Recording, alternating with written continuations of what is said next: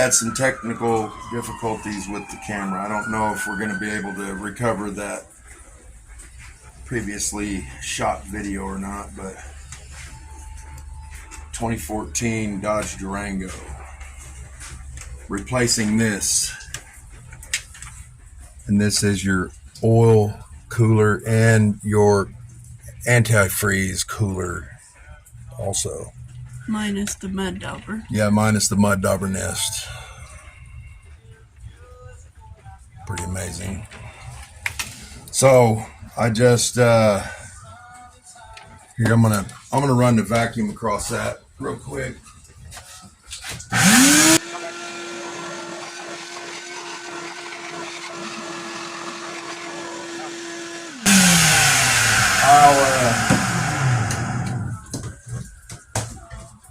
Take some carburetor cleaner on a rag and kind of clean the carbon off.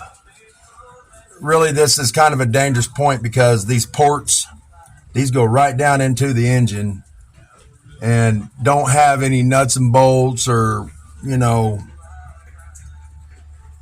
your high school sweetheart's ring or what, I don't know. Just don't drop anything down in here because it seriously goes into the engine, and that could be a bad thing. So it causes catastrophic failure whenever it goes to be started up after it's reassembled. So I'm going to clean them. I'm going to clean the intake ports up there just a little bit.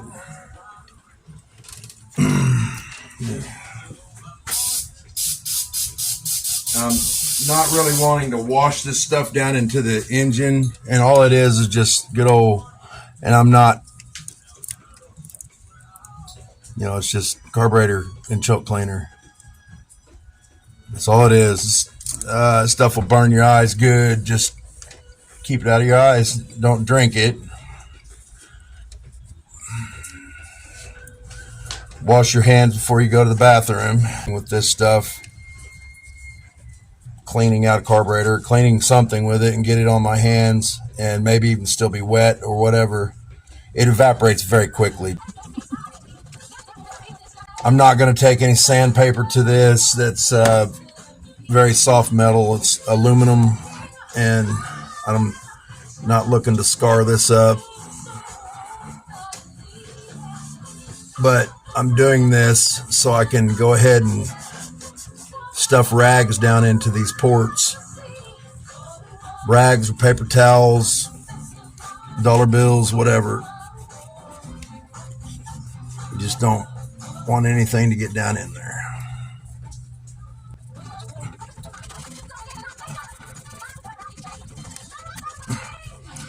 It's crazy to think that that mud dauber's nest. Oh, it broke. Yeah, it broke, but it's weird because, I mean, this is a used vehicle, and I'm not saying that they drove it every single day, you know, but they drove it enough to rack up, you know, a little bit less than average miles. Sorry, guys, my ladder slid. Anyway, it's crazy to think that that mud dauber wasp was, and he found his way underneath of all this stuff to get down in here to put a little nest in there. But I'm gonna get that too in the vacuum cleaner because I don't want that getting down in the motor. Here in a minute, I'm about to take that cooler out.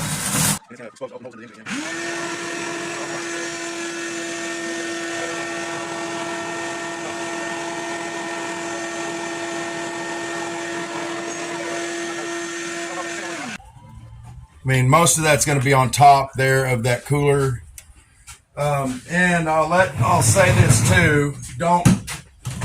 The electrical connections and the one antifreeze connection that's back here, I got one of those undone, but this one right here, the one underneath, get that wire out of the way. This one right here, the clip is underneath, so I thank Dodge for that. That I can't get to the release clip on it, so I'm going to pull it up out of here, and that way I can get it from the bottom after I, you know. So right now is a real good time to roll up some towels and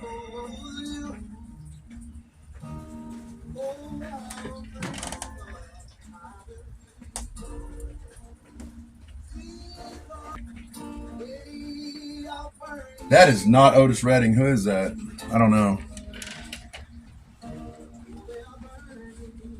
It's not though.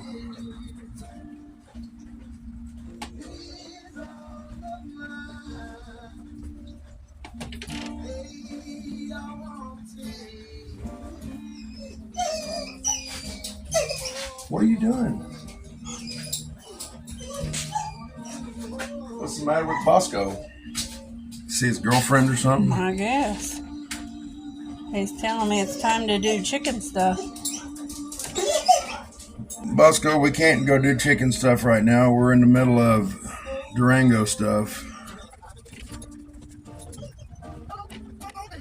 Yes, definitely was ready. I mean, I guess it is. No, it's not.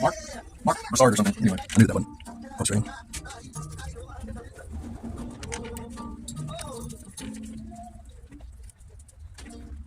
Okay. I believe that'll get it.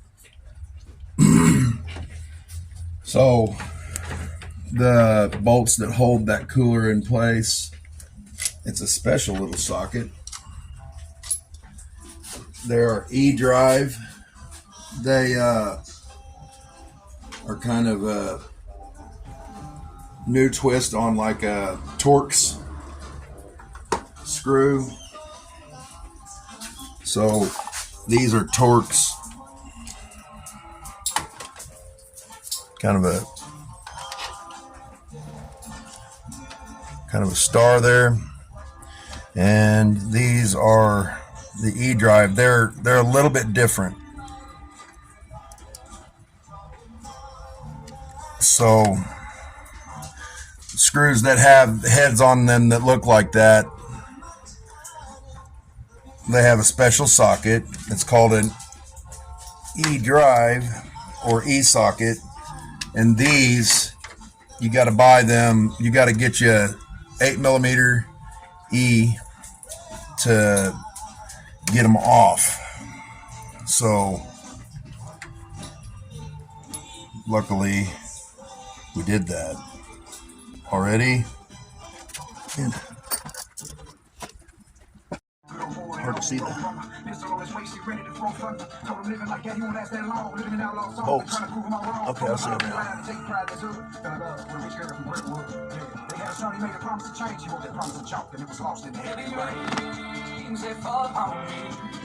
As I made my last request, things my daddy did for me, they're still ringing in my head.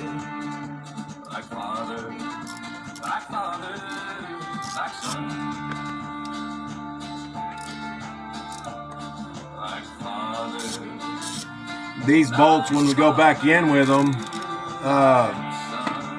they don't tighten very much. You have a torque value of, I believe it's 106 inch-pounds. If you don't have a torque wrench that measures in inch-pounds, you can divide that 106 by 12 and put it on your foot-pounds torque wrench. It's really close. But always kind of torque it in stages, and it's critical to keep this thing from leaking.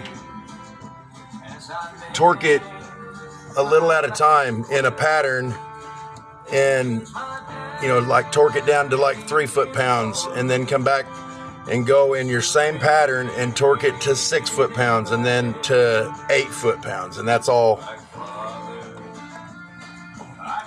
that you gotta do. I believe that these are captured bolts. come out of this unit.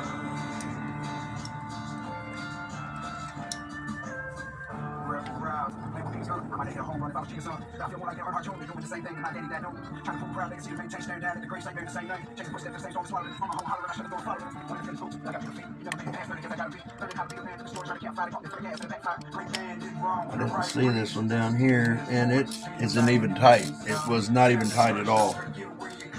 So what the deal is you can kind of look down in here. If I can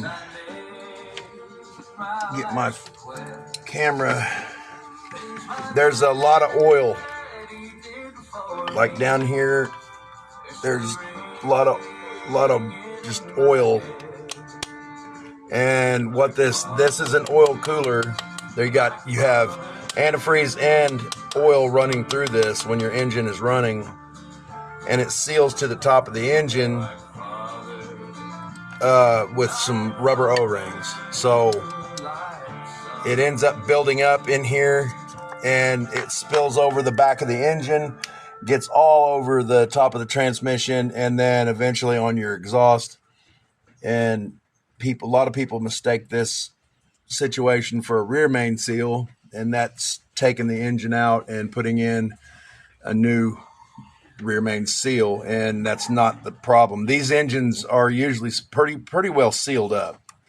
Don't really hear of a lot of horror stories concerning oil leaks on valve covers, oil pans, or anything like that. They're pretty well sealed. Usually if you hear of an oil leak, it's this cooler. And this is on I believe they started doing this in 2011, or at least this version, and they're still doing it. And Dodge knows all about the oil leaks. Why is this thing acting like, I know there are 5 bolts and I've got 5, and they're all loose.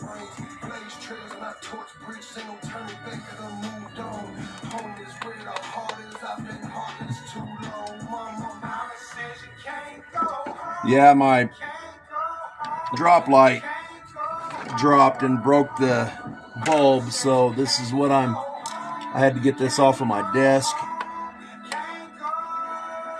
Why is it not?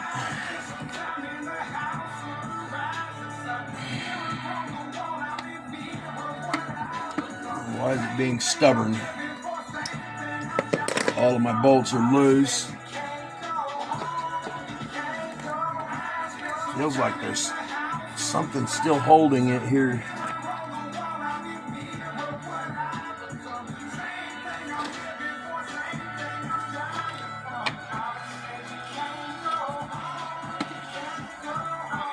Maybe it's just sealed down into the engine that way. I'm not sure. There. Well, that kind of blows my idea of turning it over to get that. I'm going to grab that vacuum cleaner again.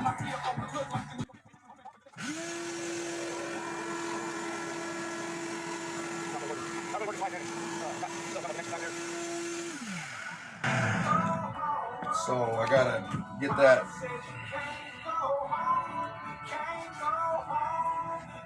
hose clamp off and that other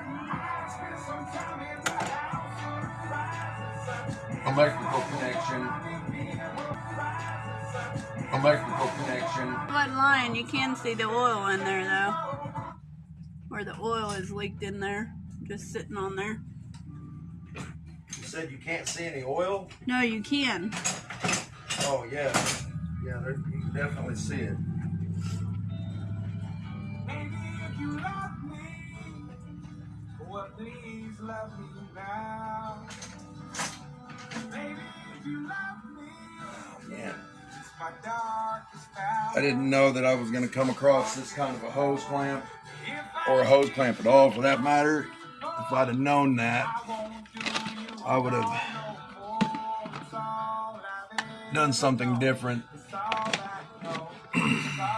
This is not a hard job. It's not even really that big of a challenge. It's time consuming, and then you have stupid things like this hose clamp that you can't really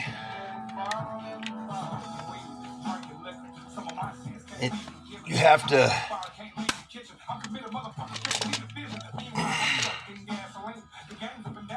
we can't really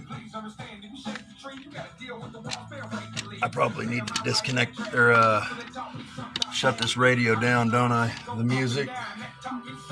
Yep. Yep. Well, I guess I'll be right. I don't know. What was that? Sockets. Okay, now I can get that electrical connection. And boy, what a mess down here.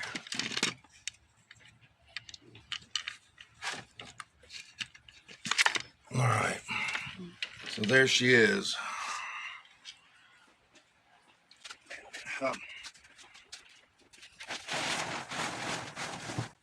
Anyway,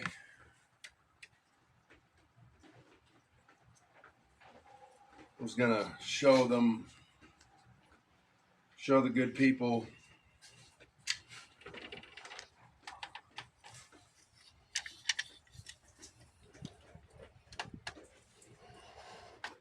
so these are O-rings that fit down on top of all of these ports.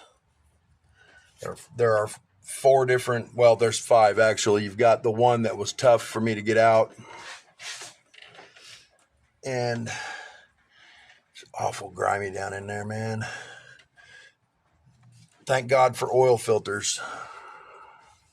And it has been leaking coolant too. Or at least I have been noticing a smell of antifreeze after we drive for a little while. And your antifreeze comes in here and goes back into the engine right here, and then circulates, goes through the radiator, back across the thermostat, back through the engine to cool it down and all that. So it's obvious these seals are flat. They're not even doing their job anymore. Let's see if we can kind of see maybe where it might have been leaking. I doubt it, but it's just really flat across there. And yeah, right there probably. It's real flat there. You can't even feel the O-ring there. At least with these bigger ones, and that one's the same. It's flat across there too. And this thing pumps up to a pretty good amount of oil pressure. I've seen it as high as like 68 PSI on the oil pressure. But anyway, point is it leaked, and it fills up this valley, and it spills out onto the engine and causes bad issues. I'm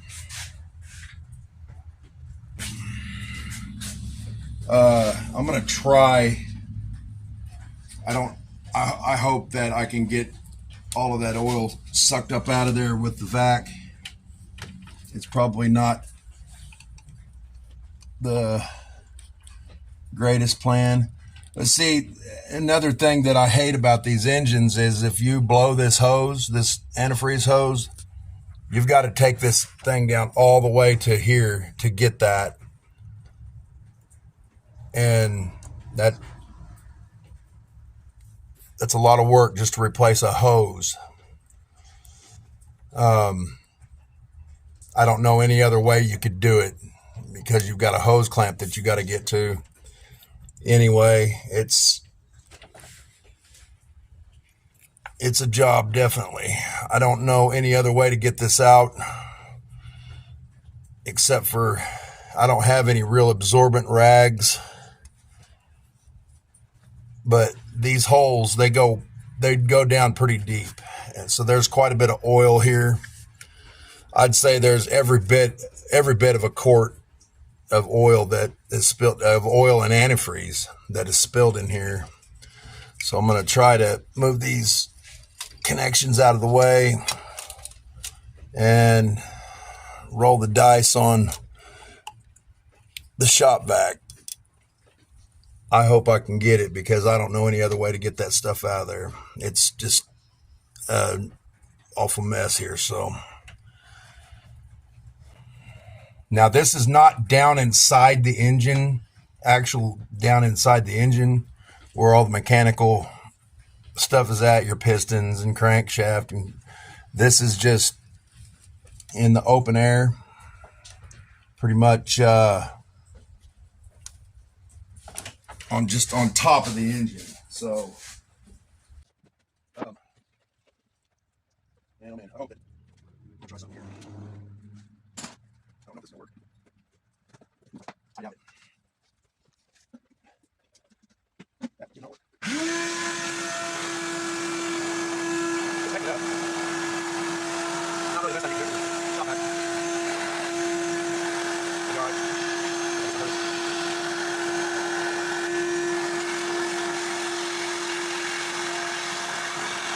I didn't have to stop back. I don't know how we can clean this up.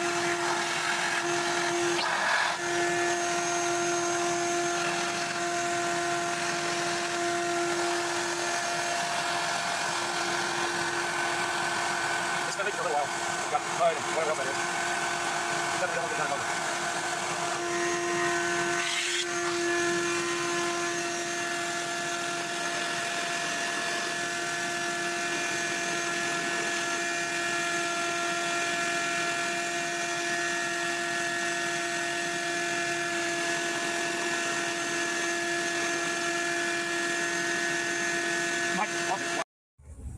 We took a little break, and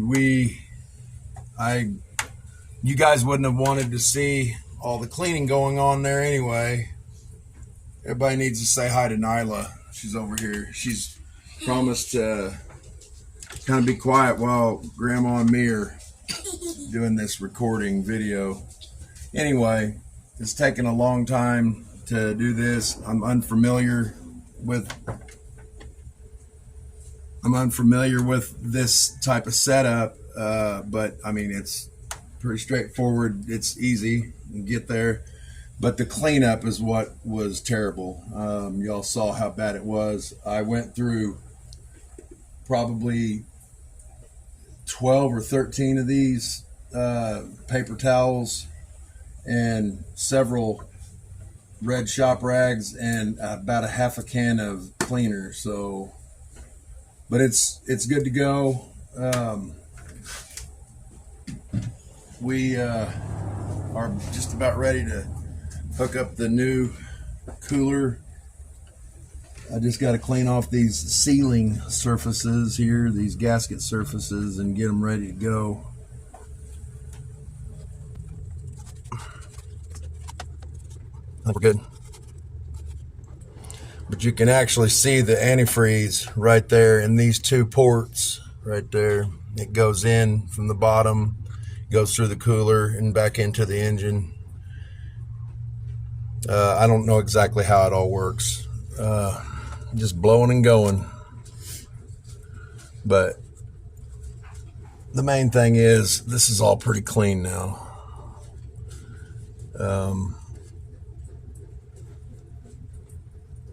I know a lot of guys that wouldn't have even bothered going this way and cleaning it all up.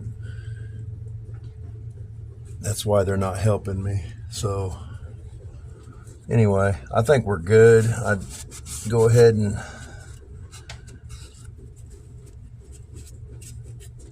this stuff is just everywhere, man. Because we were driving it while that thing was leaking too for a couple of weeks until I got time to do this. And we kept having to add oil. You know, you have to check the oil every single day to make sure you're not getting low on oil. you know, no oil in an engine is not a good combination. So, okay, I think ready for it. So, this thing made in the United States. You can get these things from your part store, O'Reilly's. I don't know what you guys have. We have O'Reilly's, AutoZone, Napa, Pep Boys, but this one came from O'Reilly's. I'm pretty sure that's where we got it. But made in the United States. It's all metal. The other one is plastic, if you can believe that. That's pretty crazy. The Dodge product, the one right here, it's black plastic, and the seals go bad underneath, and obviously causes a leak. So,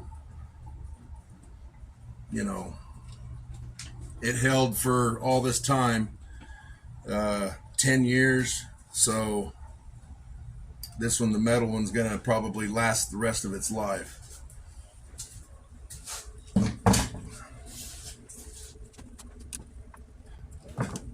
The bolts are in that box too. Well, that's actually pretty cool. They sent a new oil filter. It's actually high performance too. K&N. It was in a plastic. This was in a plastic bag, but comes with new bolts, and the kit also comes with all new. Yeah, that's pretty cool. They did that. I'm glad that they sent a new filter.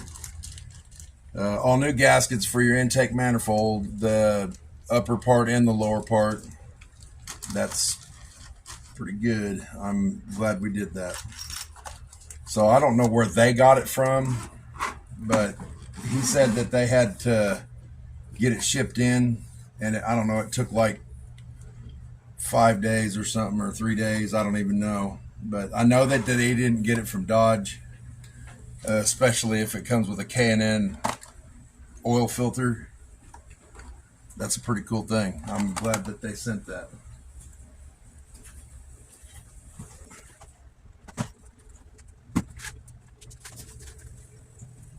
So you can kind of see what I was saying on the bottom here. The ones on the other unit, these seals, these rubber O-rings were flat, and they were pretty flat to, like the plastic on that one. This one's metal, but they were smashed down flat, and that's where all the leaking was happening. They provided an O-ring here for this one. That's just your engine oil coming up to be filtered, and then it comes back through one of these ports and goes back into the engine.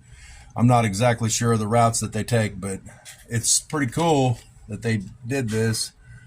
I've even heard of these on the plastic ones blowing out, and it's coolant. They blow coolant everywhere, and it overheats the engine, and you got troubles. But this is all brand new cooler, and it's good to go. So I'm very happy with it so far anyway.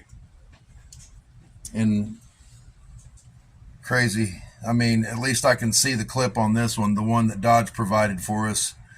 This surface was on the bottom, and I couldn't get to that release tab, but we're good. It comes with new bolts.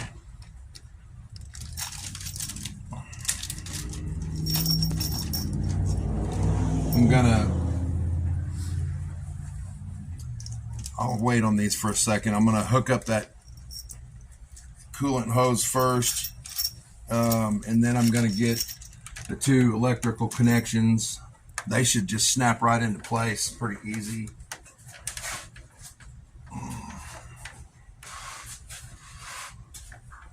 Okay.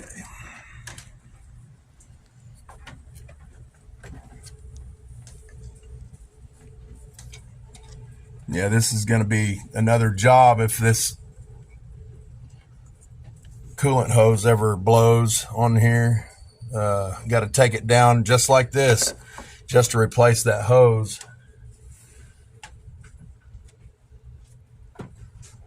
They don't want us to work on our cars. They want us to bring them to the dealership to get worked on.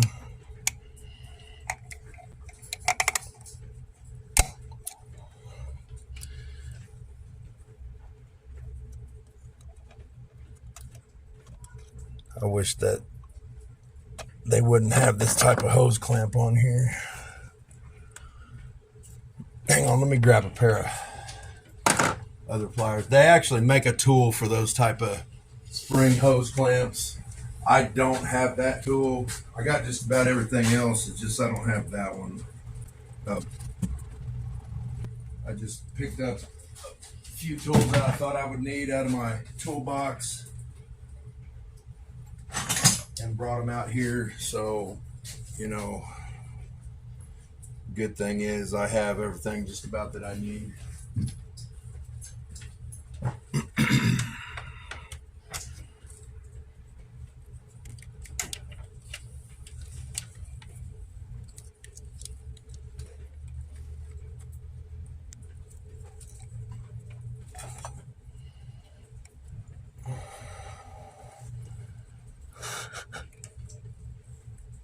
Thing doesn't want to move back past that. That's what scares me, is that hose is kind of bulged out. I don't have another hose, and if I would have known that it was set up like this, I would have gotten, well, it's a formed hose and it goes into the heater core, so that's an expensive item.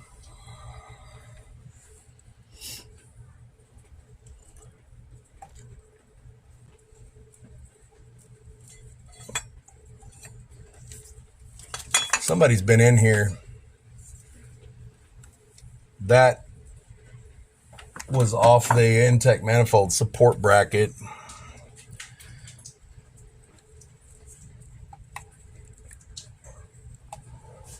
Get her back there so I can slide that nipple in there.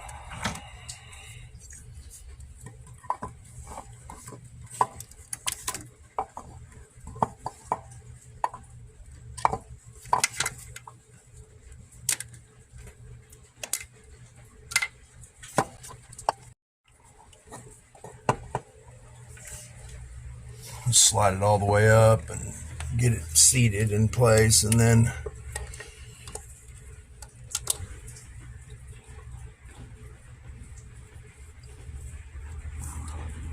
just wiggle the hose clamp into place.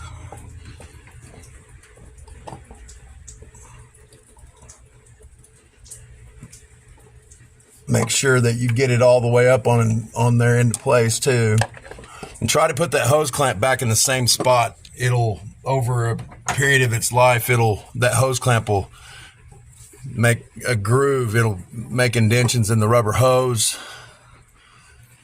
Make sure you put those back in the same spot. All right, electrical connections coming up. Get that bottom one first.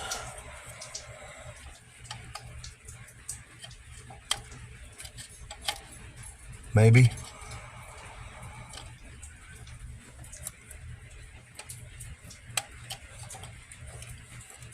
There we go. There we go. And push the lock tab down. It's down. All right, and there we have it. Now time to bolt her down and push that front one into its place with the one with the nipple that goes down into the engine for the oil, fresh oil, or the engine oil coming up in to be filtered.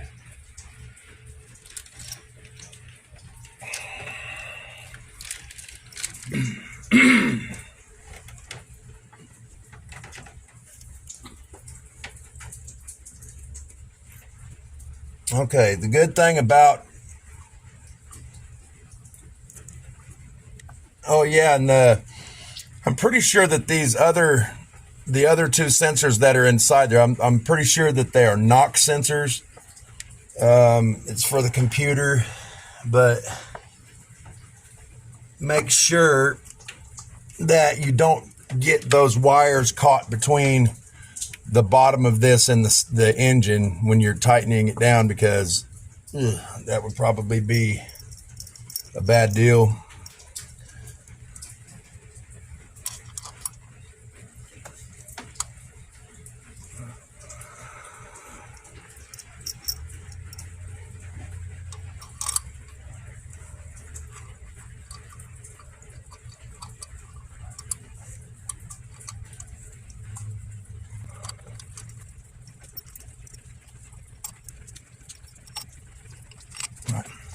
Where's my fancy new socket at?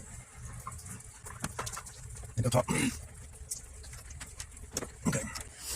So this is where it's going to get interesting, because this is what I was talking about a while ago. I'm going to have to go get my torque wrench out of my toolbox here in just a second. And I have both. I've got a foot-pound torque wrench and I have a inch-pound. But right now I'm just getting them all to get the threads started on them. I'm not tightening them down at all. In fact, that one might have been, yeah, it's not, still pretty loose. But I will start in the middle and work my way out.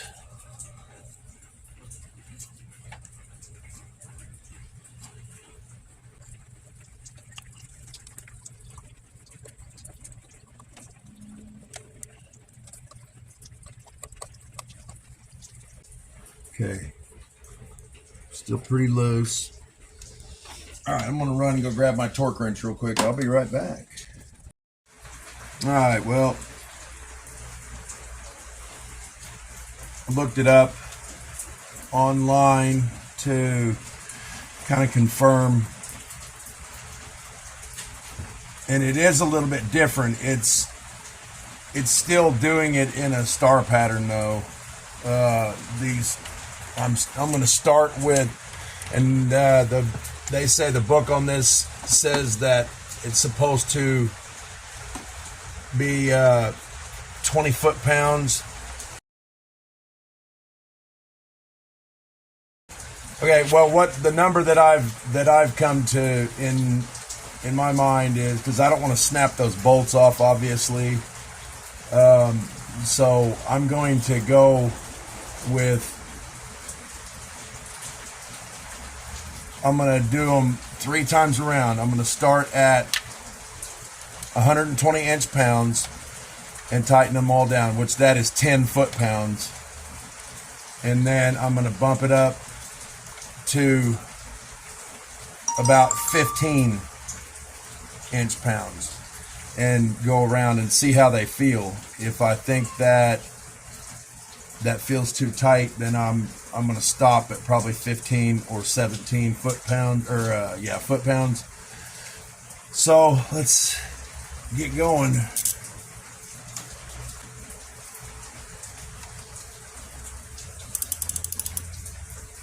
So what I'm going to do is I'm just going to run them all down until they touch, and then come back around and start the torque procedure here.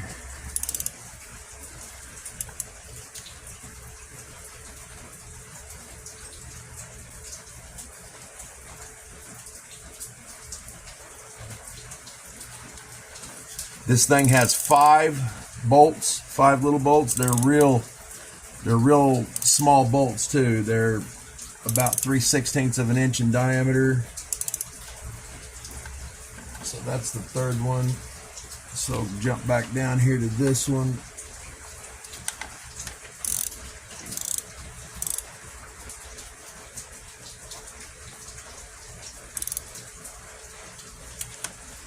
That's the 4th one, and this will be the 5th.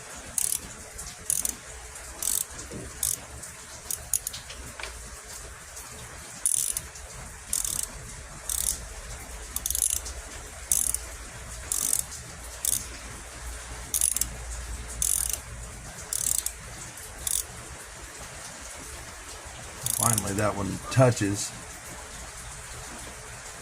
So start over at 1, and it's loose now since I got the other 4.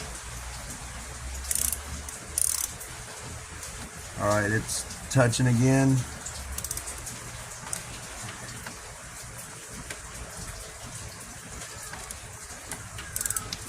That one's touching again.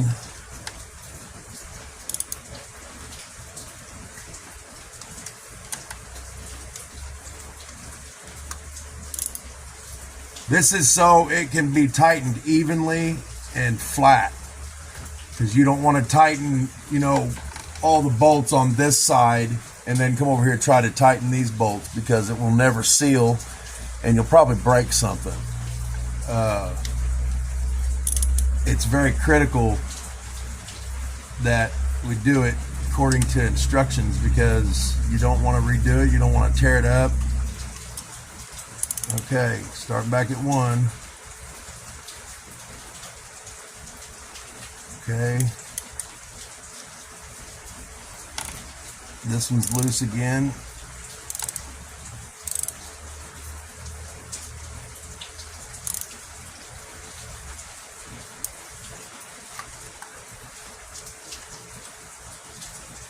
Loose again. That's what that's doing, is it's smashing down those O-rings to seal.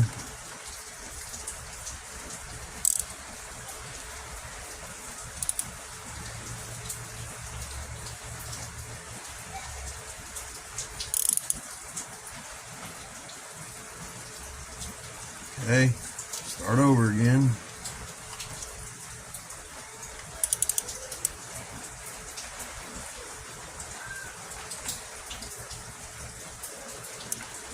I'm going to do this until I know that these bolts are all, none of them like that. The second bolt here, it was loose again completely.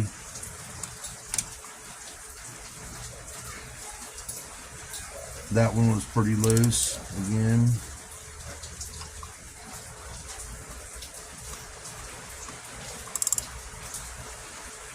That one was pretty good. That was pretty good. Start over again.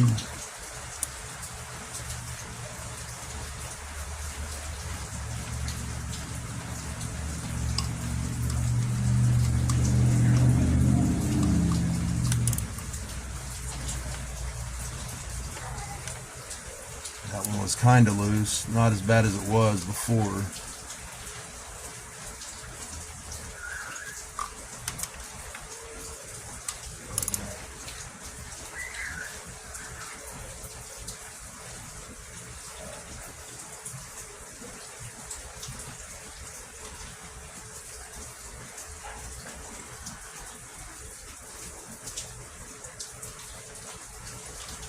Okay, back to number 1.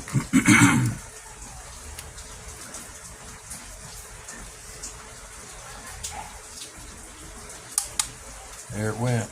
That popped. That's 10 foot-pounds or 120 inch pounds.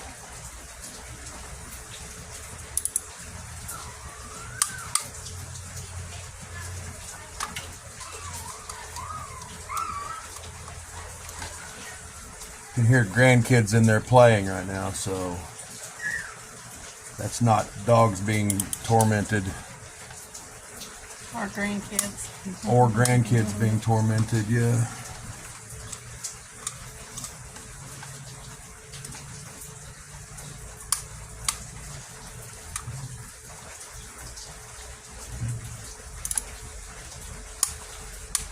All right, so they do feel pretty good, where I can go up at least another 5 pounds or 5 inch pounds.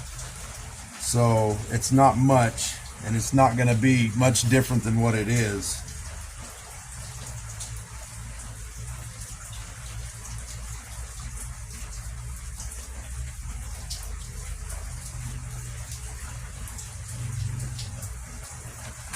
Okay.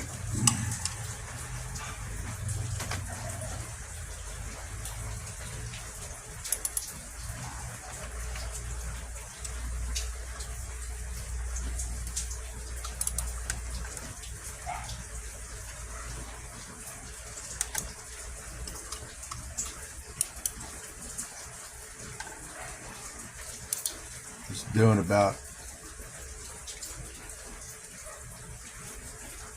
man, that feels crazy. I don't like that.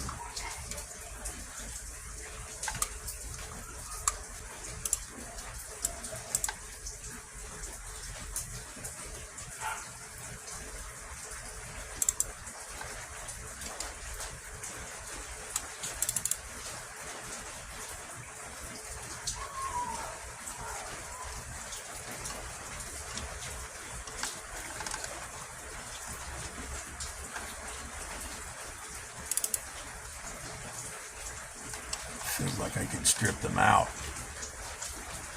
So I'm going to back them off. I'm going to back them off to 13. And if it leaks, I'll take it apart and I'll tighten them. But I just don't want to break a bolt off in the... I should have probably completed that round.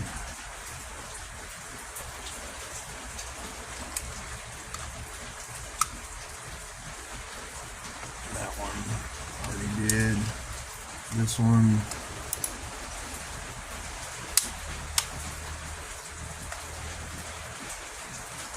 That one torqued at 15. First. Why did it torque first?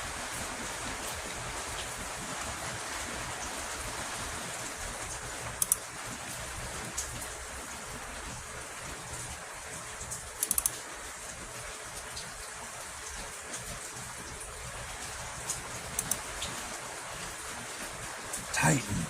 Click.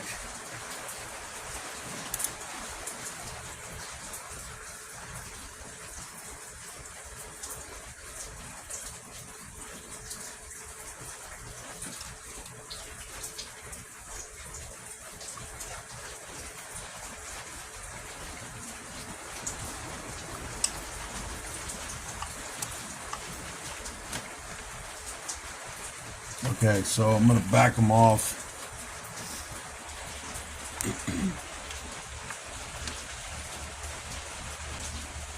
To 13, because those things feel like they're going to break.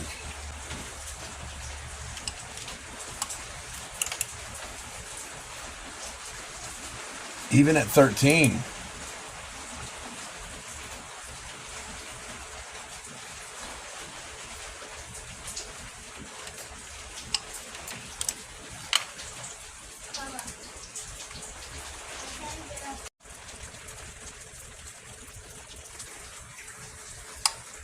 That's 11.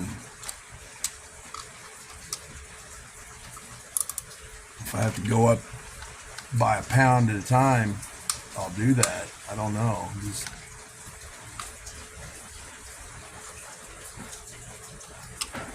not comfortable.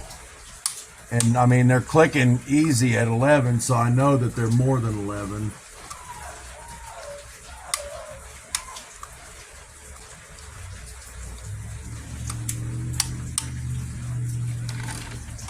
So go to 12.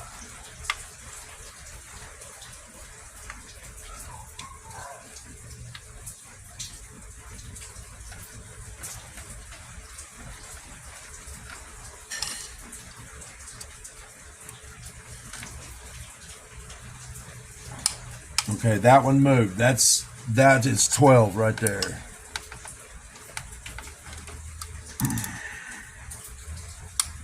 That one was already 12 and more probably. That one's 12 and more probably.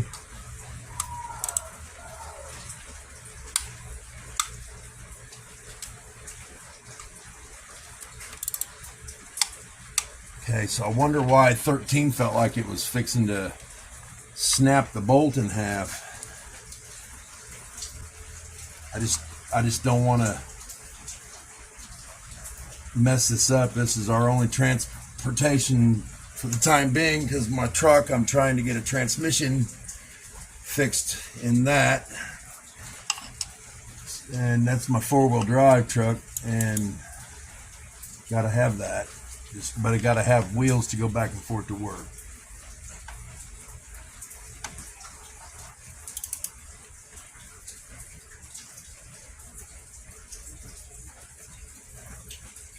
How does it do that?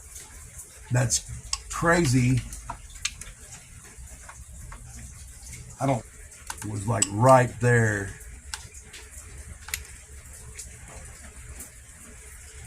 I don't.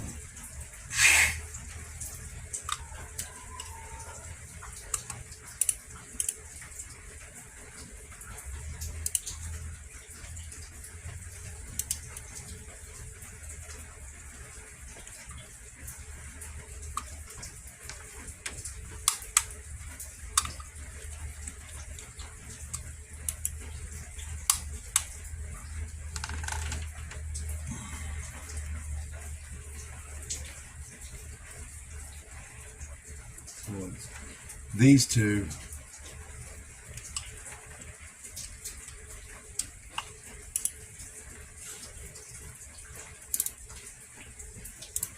Come on, pop. I'm not. That one's good. That one's good.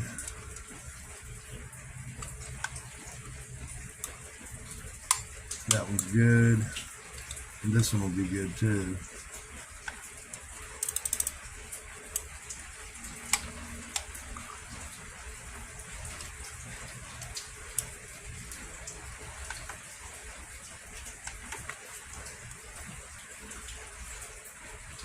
I'm done.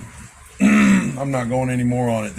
I'm satisfied with that. I feel like it's gonna break or strip the bolt hole. It just feels off to me. So I've done enough of these to know when to stop. It'll probably be fine. I saw another guy on YouTube, and he went through something very similar on his, and he had he tried two different torque wrenches. One was the beam and needle type. It's just a old analog style where it's got the pointer. The more you turn it, it points a needle at a scale and tells you your torque value. And then he had a digital one that beeps when you hit your preset torque. But it wasn't that bolt, I don't think. I think it was the third one here, the third out of 5. Either way, I feel pretty safe with that. Okay, so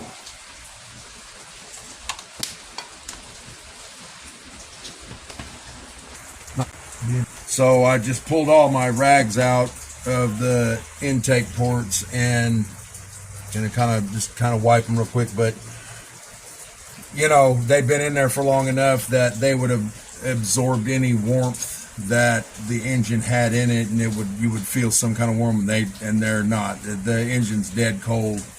We drove the car about 20 miles to go get parts earlier, or that tool. Actually went to go get the tool, the fancy E-drive socket. Anyway, and so we parked it, and I started taking it apart pretty quick after that, probably within 30-40 minutes or an hour. But you definitely don't want to start reassembling this, or any engine that has any aluminum components, because if you've got carbon-based bolts, just regular metal that sticks to a magnet, or stainless steel bolts, or whatever, and if the engine's hot or has any warmth to it at all, that's going to change torque specs for one, and you could possibly tear the threads out and strip out the hole. So you don't want to do that. Want to make sure that the engine's cold before you go tightening up. And same thing like on spark plugs. More of your cars nowadays are their engines are built with aluminum components, like the cylinder heads where your spark plugs are underneath of these coil packs. We've got 6 on this one. It's a V6, and so if you take the spark plugs out, it will cause that to strip out the threads, and then you got trouble. So, but we're going to go ahead and off camera, I'm going to put the gaskets in the 2 pieces of the manifold, and then we'll be back.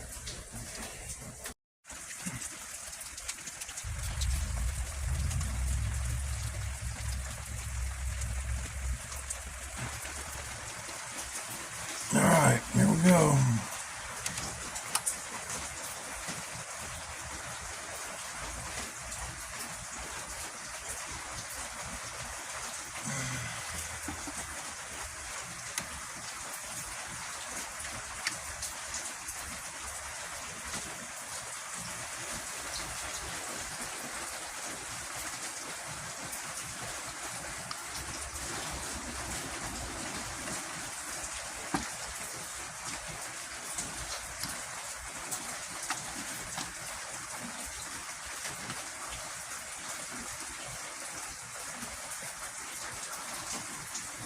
Stupid.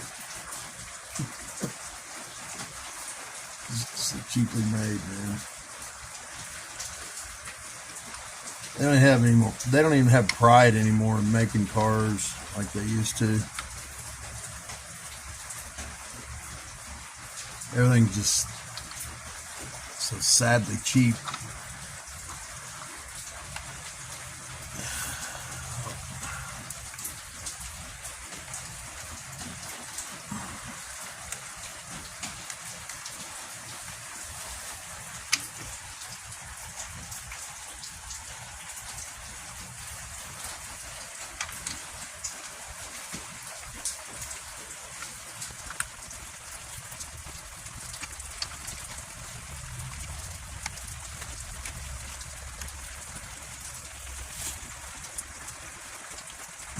Okay. Time to torque them bad boys down. Well, get them tight and then torque them down.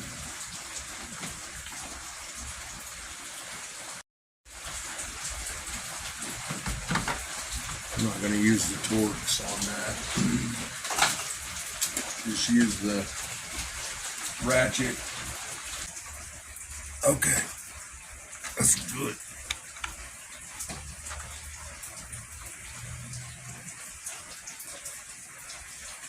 She said 106 pounds, huh? My lowest setting is 120.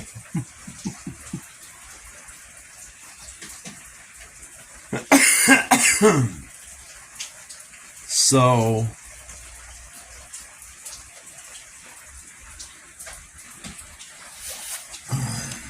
whatever. Where's my other little ratchet so I can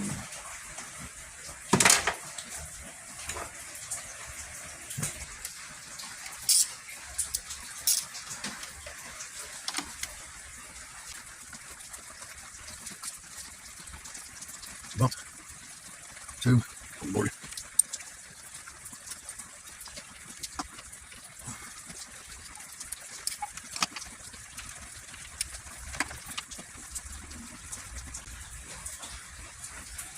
Boy, tighten them down like this don't seem right.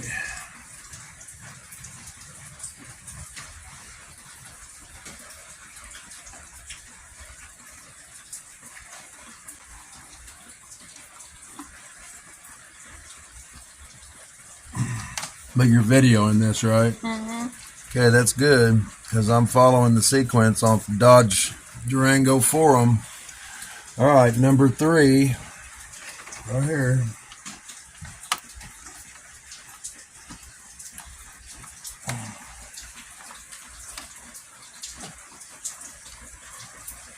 Four.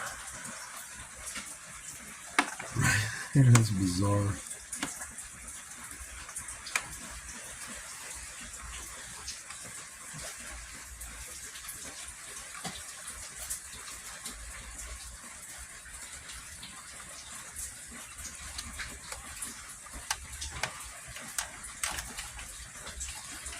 Number 5 straight across from it.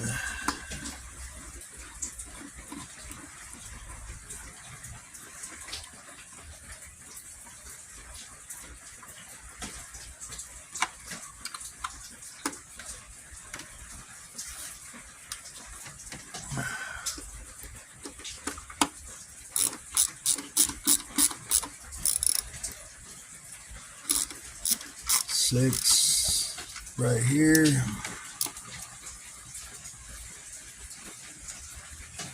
Seven straight across.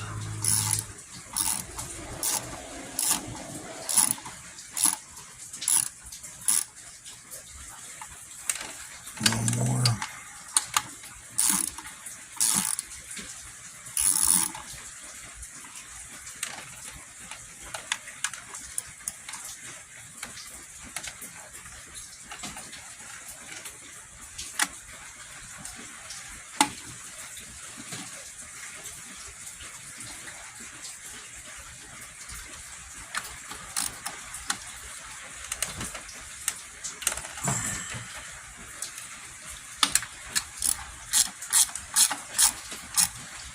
And then 8.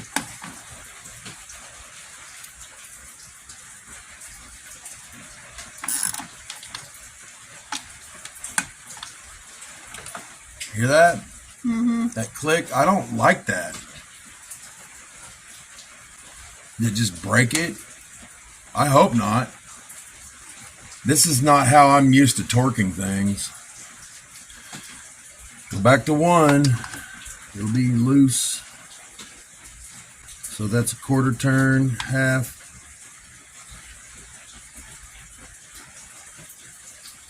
Three-quarter. Number 2.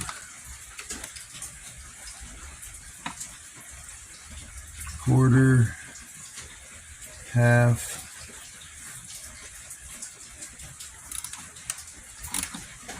Three-quarter, more or less. Number 3.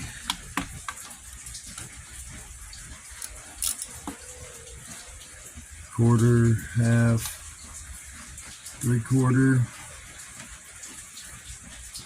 Number 4. Quarter, half, three-quarter. Number 5. Quarter, half, three-quarter. Number 6.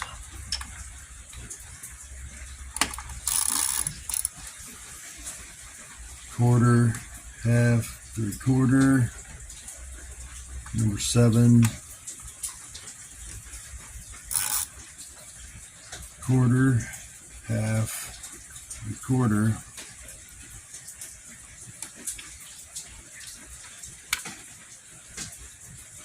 Eight is quarter, half, and we're already pretty much there. All right, torque wrench.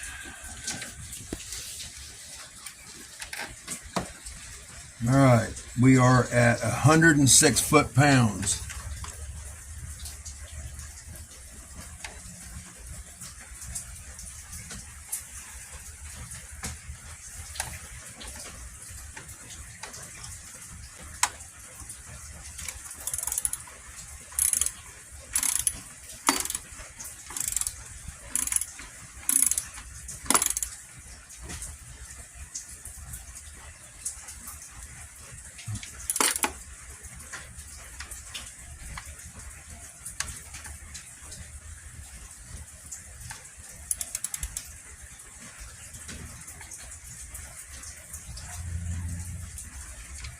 Go to number 2.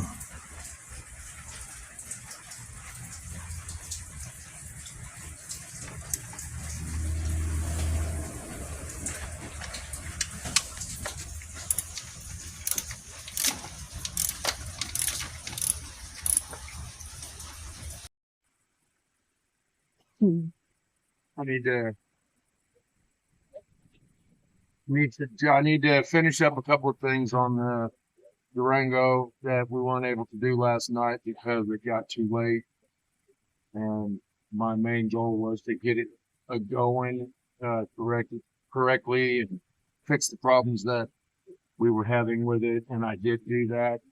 Now I want to make sure that I've got all the air bled out of the cooling system, because that get air trapped in there after opening the cooling system up.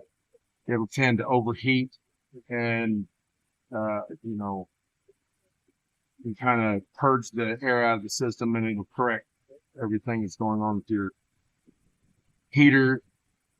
This thing has a large heating system. It's got the front, middle, and back for air conditioner heating, so it would pose a huge problem if we left air in the system. So let's get a couple things kind of situated and be right back.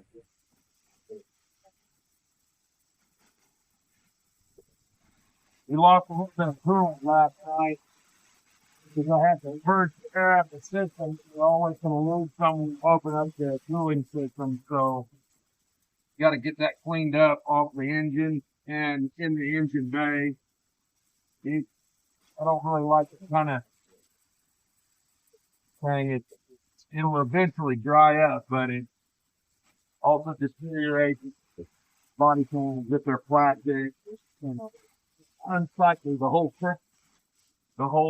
thing is sitting on your plastic and other rubber hose stuff. It's not really good for it. So get it all kind of cleaned up, looking better.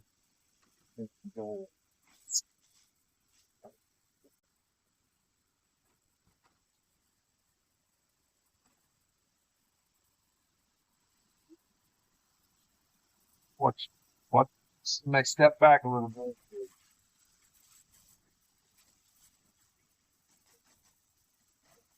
Don't really like to soak the engine. If you're ever gonna, put cold water on an engine, make sure it's running so it evaporates it off pretty quick. Cold water against hot metal can cause things to crack.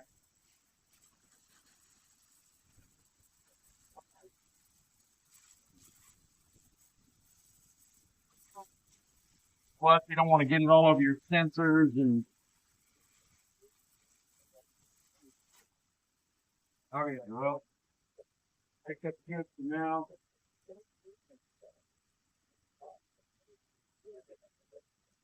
Let's see what the temperature is.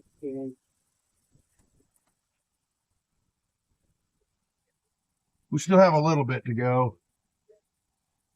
I'm going to back up because of the water accumulation here.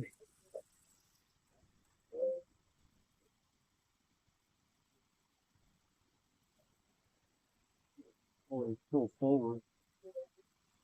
I think I'll pull forward.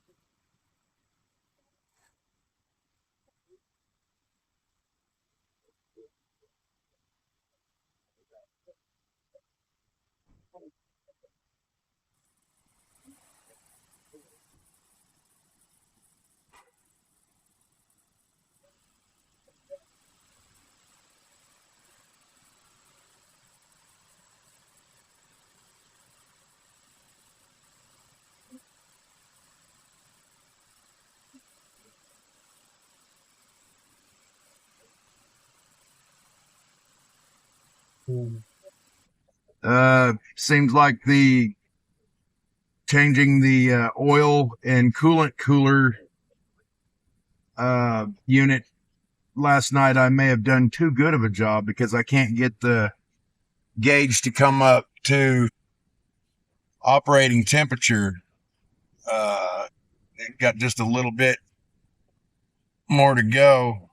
It's been running for about 15 minutes. It's 48 degrees outside. I mean, it should have been running for long enough to get it to come up. I was just out here to kind of check for leaks and make sure that the job was done accurately, and it's something that I may want to look at. Maybe plug the scan tool in to see what the actual temperature is. You can go to the onboard computer system and check on a little bit of it.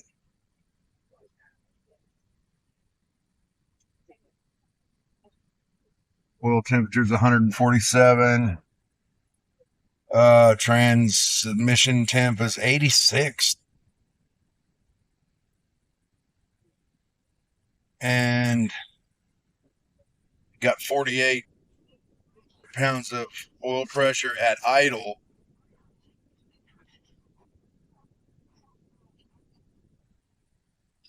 But maybe that's what it was.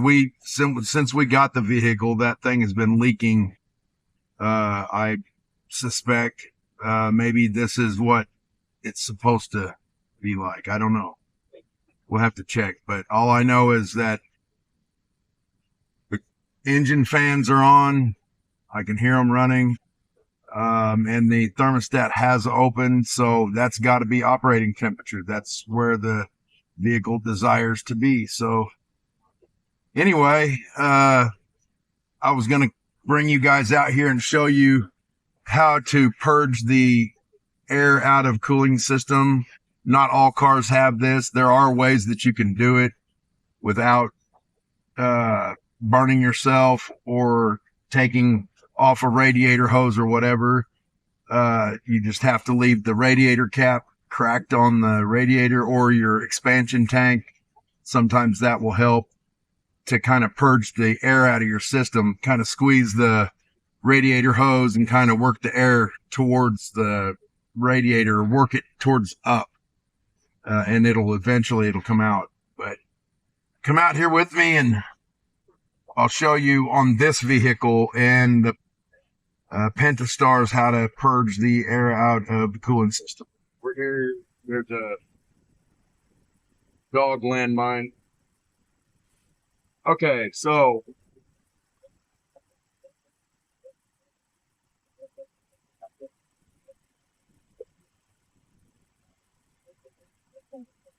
just loosen this one just enough.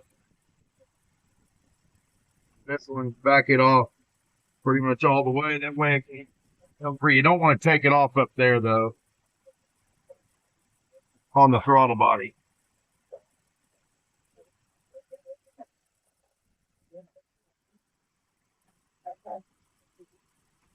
But on this particular engine, this is your upper radiator hose, your thermostat housing. There is a purge cock right here, purge valve, whatever you want to call it. But you just kind of, and this one's plastic, so you got to be careful.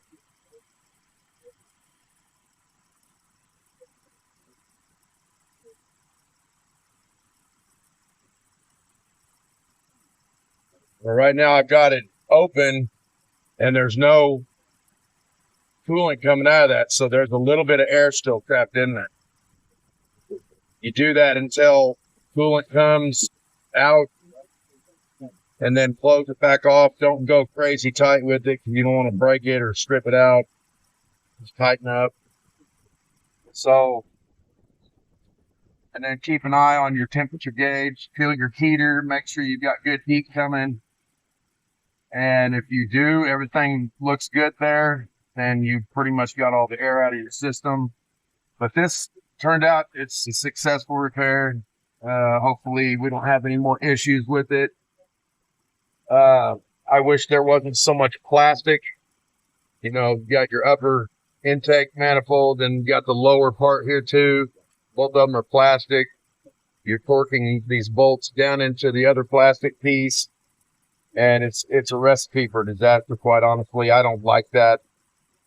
And the replacement parts are pretty expensive. And it's got to kind of use your judgment. Just get them tight, evenly tight, in a correct sequence, and you'll be good. But anyway, I appreciate you guys tuning in here with us and spending part of your day with us. We really appreciate it. Like I said earlier in the video, I'd like to see where you guys are from, where you guys all hail from. So if you put that down in the comments, I really appreciate that. So with all that being said and done, I appreciate you tuning in, and we'll see you next time.